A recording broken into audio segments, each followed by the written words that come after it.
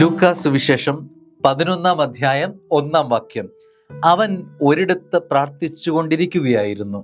പ്രാർത്ഥിച്ചു കഴിഞ്ഞപ്പോൾ ശിഷ്യന്മാരിൽ ഒരുവൻ വന്നു പറഞ്ഞു, കർത്താവേ, യോഹന്നാൻ തൻ്റെ ശിഷ്യന്മാരെ പഠിപ്പിച്ചതുപോലെ ഞങ്ങളെയും പ്രാർത്ഥിക്കാൻ പഠിപ്പിക്കണമേ.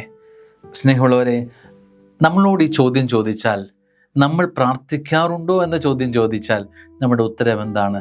നമ്മൾ പ്രാർത്ഥിക്കാറുണ്ട്, എപ്പോഴും പ്രാർത്ഥിക്കാറുണ്ട്. ഒരു ദിവസം എത്രയോ തവണ നമ്മൾ പ്രാർത്ഥിക്കാറുണ്ട്.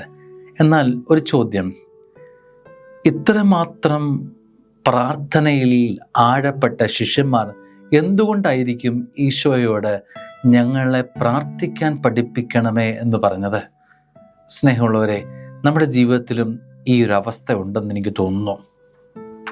നമ്മുടെ പ്രാർത്ഥനയുടെ ശൈലിയൊക്കെ പണ്ട് എപ്പോഴോ രൂപപ്പെട്ട, ശീലിച്ച ഒരു പ്രാർത്ഥനയുടെ ശൈലിയല്ലേ നമ്മുടെ ജീവിതത്തിൽ വന്നിട്ടുള്ളത്?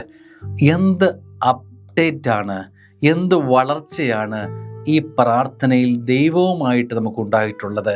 പ്രാർത്ഥന ചൊല്ലിക്കൂട്ടുന്നതാണ് എന്ന് തെറ്റിദ്ധരിക്കരുത്. പ്രാർത്ഥന ദൈവവുമായുള്ള ബന്ധമാണ്. ദൈവവുമായുള്ള ബന്ധത്തിലുള്ള വളർച്ച എത്രമാത്രം നമുക്കുണ്ടായി. ഇവിടെ ശിഷ്യന്മാർ ചോദിക്കുക, ഞങ്ങളെ പ്രാർത്ഥിക്കാൻ പഠിപ്പിക്കണമേ. അതിൻ്റെ അർത്ഥം ഞങ്ങളെ ദൈവവുമായി കൂടുതൽ അടുപ്പത്തിലാക്കാൻ ഞങ്ങളെ പരിശീലിപ്പിക്കണമേ. നിൻ്റെ ദൈവവുമായുള്ള ബന്ധത്തെ വളർത്തിയെടുക്കേണ്ട സമയമാണ്. സ്നേഹമുള്ളവരെ, ഒരിക്കൽ ശീലിച്ച ആ ഒരു ദൈവാനുഭവത്തിൽ നിന്നുള്ള എന്തു വളർച്ചയാണ് എൻ്റെ ജീവിതത്തിൽ വന്നിട്ടുള്ളത് എന്ന് മനസ്സിനോട് തന്നെ, നമ്മളോട് തന്നെ ചോദിക്കുന്നത് നല്ലതാണ്.